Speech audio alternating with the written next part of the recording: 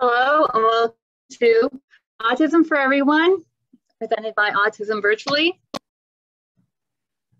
Co-hosted by me, Jen Sparkle Pickled Eggs, and Leif Walkenspiel Ranch Dressing. So what is autism? Autism is a lifelong developmental disability that affects how a person communicates with and relates to other people. It also affects how they make sense of the world around them. It is a spectrum condition, which means that while people with autism share certain difficulties, their condition will affect them in different ways. So basically, it's a social disability. And you may not think that if you happen to see somebody with autism who has to do a lot of stimming, maybe they walk back and forth, like my buddy back here, maybe they head tilt, maybe sometimes they even have to hit their head to be able to cope. You might think it's like a mental disability, but it isn't. It's a social disability. However, autism does affect how your brain grows. I put this in, not because we're going to read all of it, but I just wanted to point out the parts of the brain that are affected by autism. There are 7 parts of your brain, and I highlighted them on the right. You can see that every part of our brain is affected by autism. In fact, autism causes increased growth in the brain. So you'll notice kids who have autism or adults who have autism have rather large brains and rather large heads to fit that brain. And that means everything they think, everything they see, how they process the world, what things taste like, feelings, all go through the brain that's affected by autism. So they basically work with a different platforming system. If we're all Androids, they're all iPhones. Autism prevalence in the last 50 years has gone from 1 to 10,000, and this is obsolete now, to 1 in 44.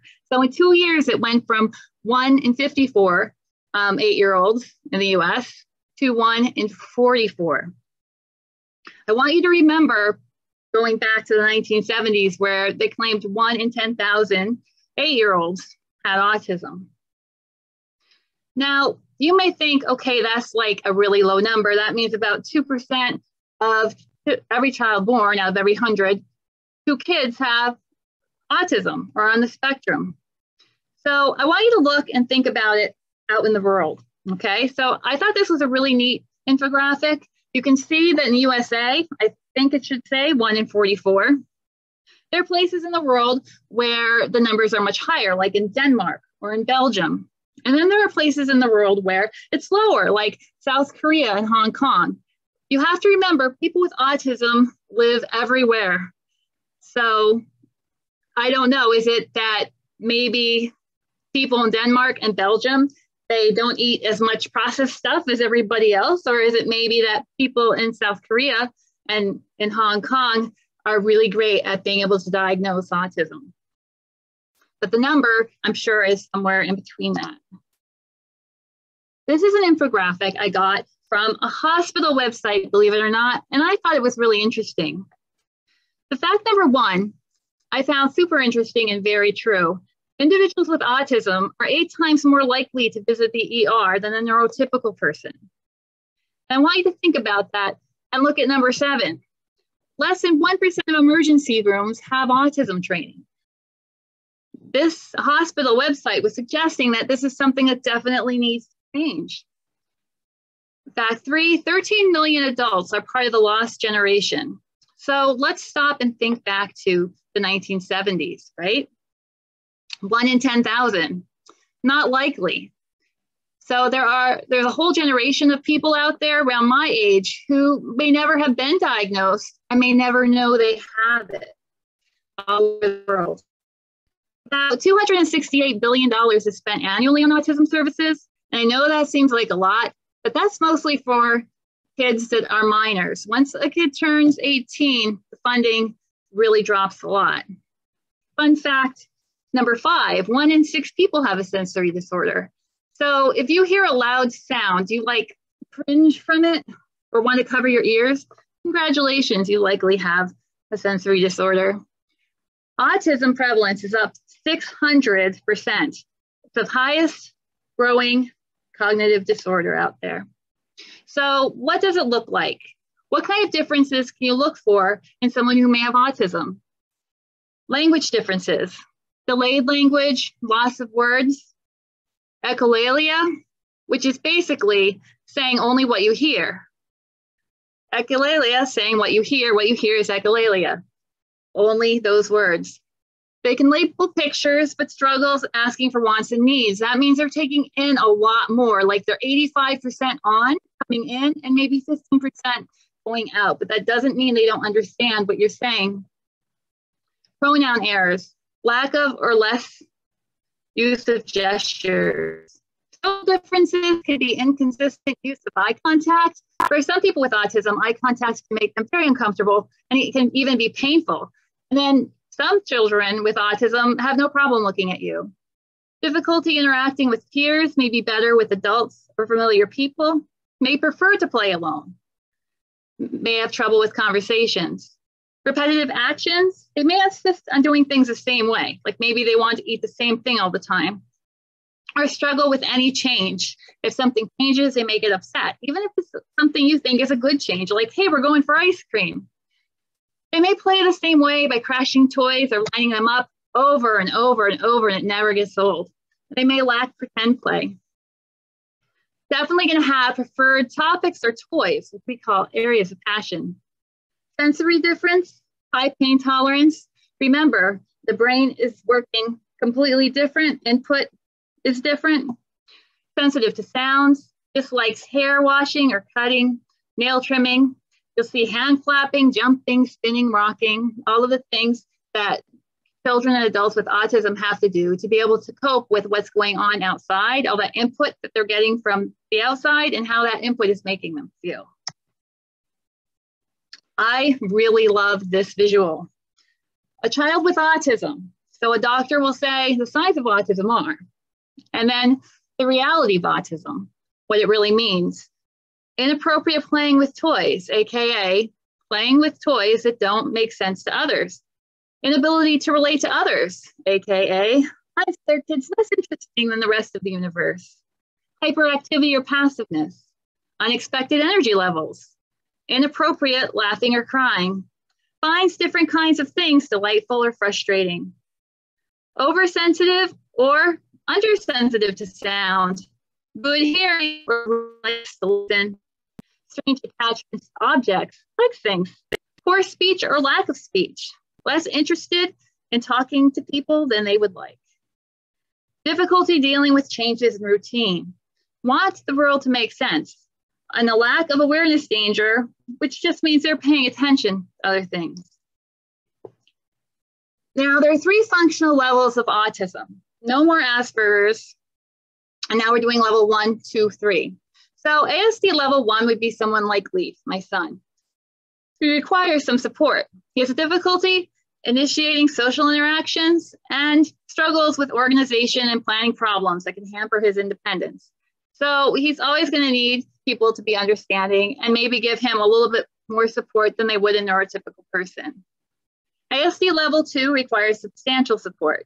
Social interactions limited to narrow special interests, frequent, restricted, and repetitive behaviors. These kids could still talk. They can still be verbal, but they probably like to talk about what they like to talk about. And they need substantial support. So these individuals are likely going to maybe live with family, or they could live in an independent living program where they have help buying groceries, managing their bills, and just have 24-hour support. Or they may go to a group home as they get older. ASD level 3, which is probably what a lot of people think about when they think about autism, they require very substantial support. They have severe deficits in verbal and nonverbal communication skills and have great distress or difficulty changing actions or focus. When I think of ASD level 3, I think of this one young man I know. And I know when I see him out in public, he has a really hard time coping with just regular things. Like if you talk to him, maybe he feels he needs to hit his head. He makes noises. He walks back and forth. He has to look down. He disassociates at times. And you wouldn't look at him and think, now that is a brilliant human being. But you'd be wrong, because what this young man does most of his times, he spends his time in the library reading great classics and books on anything and everything. And the knowledge he has inside that beautiful brain, it just blow your mind. He just doesn't have the ability to share that with anyone. So autism is a spectrum. And when we say spectrum, we're talking about a circle. It is not a continuum.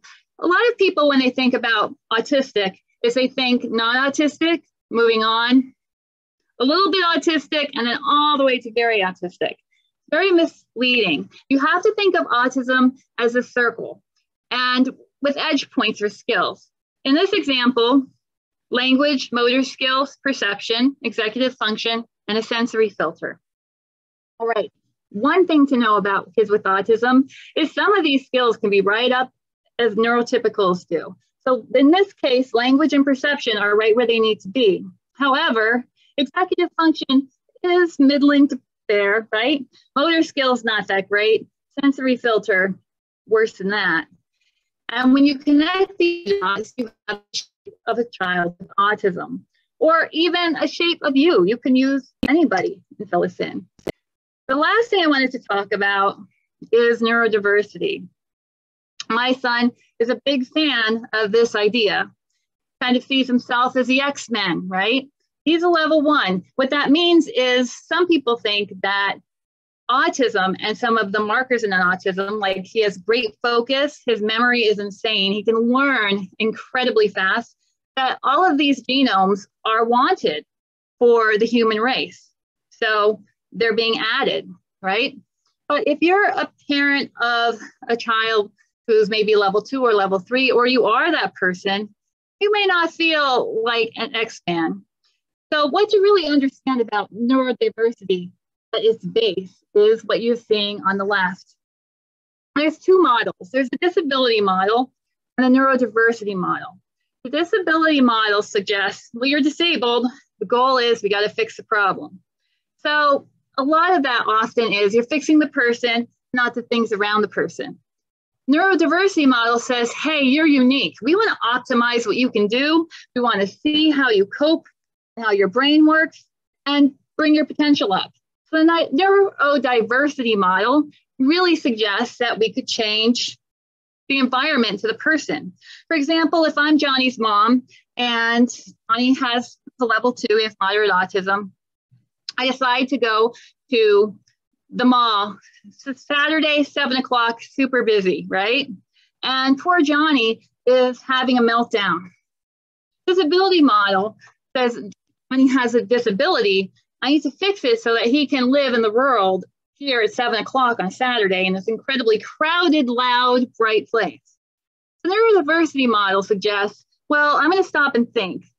All right, I want to optimize Johnny's potential. So maybe instead of taking him on Saturday at 7, we're going to go to the mall at 9 o'clock in the morning when all the stores open. It's the least busy day, and that's going to optimize what he's going to be able to do. And so I take him on Wednesday instead. He picks out a toy, no meltdown.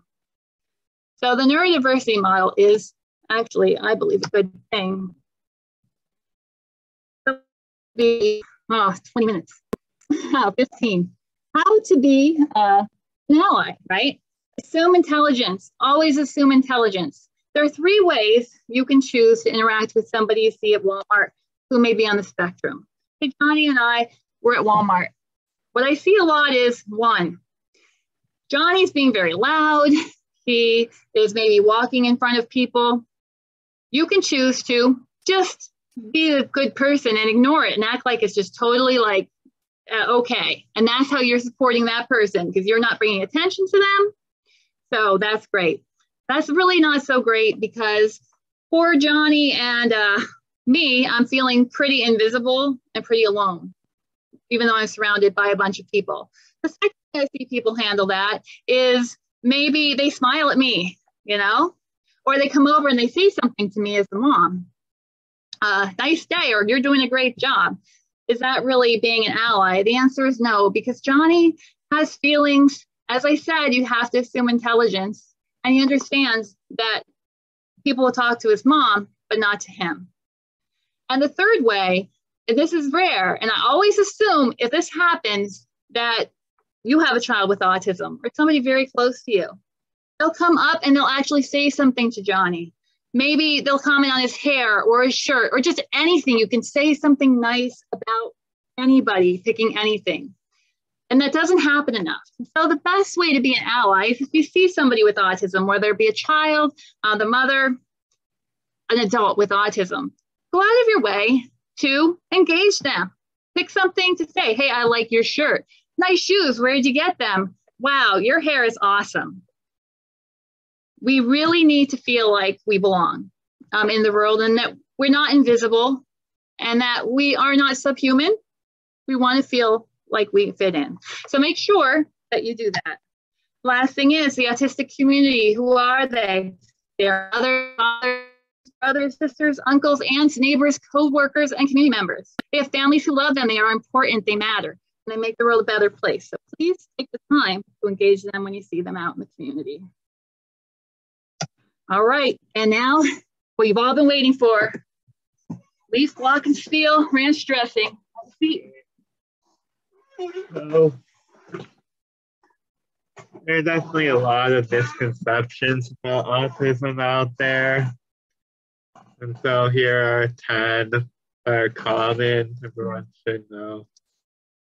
So when people think of autistic people, they often think of the character Sheldon from Big Bang Theory. And that often is pretty unrealistic since number one, Sheldon is a jerk, kind of. And people with autism apparently don't act that way intentionally. It's due to more not understanding the social implications rather than deliberately breaking them. And number two, Sheldon is often portrayed as this hyper genius in a lot of areas, which many autistic people aren't really. Like, we're not people who go around inventing awesome gadgets all the time. Most of us are pretty average to above average intelligence, but then not really to the extent of someone like Sheldon. So that's one big stereotype. So a lot of people think we lack emotions, can't feel. Now, oftentimes, autistic people do have difficulty expressing emotions, especially in a way that is socially expected of them. But it doesn't mean we don't have feelings. We often display them internally. So, like, we are uncaring people. We do, but it's just hard to express. So oftentimes, they'll treat me like a child if they notice I have autism. Like, they'll assume I'm unable to do things like tie my shoes properly, and I can't handle anything. You expect me to just screw it up. But no, generally we are mature people. We're not children, especially if we're like 20. And it's very annoying when people treat us like a child just because we have autism, which, no. So, and also again, we're not stupid. Like, as I said, like many of us will stim, many of us will have difficulty expressing ourselves. And many people assume that we're stupid, especially as people who are like level 2 or 3. But no, like a lot of us are very good and smart in the things that we are interested in.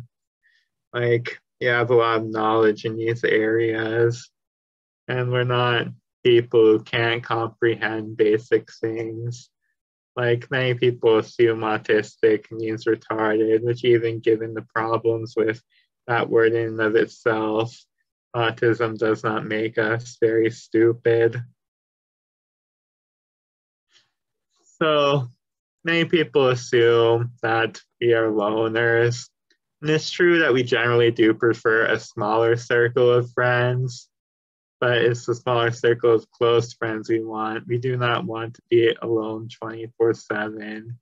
We still do want friendships and stuff like that.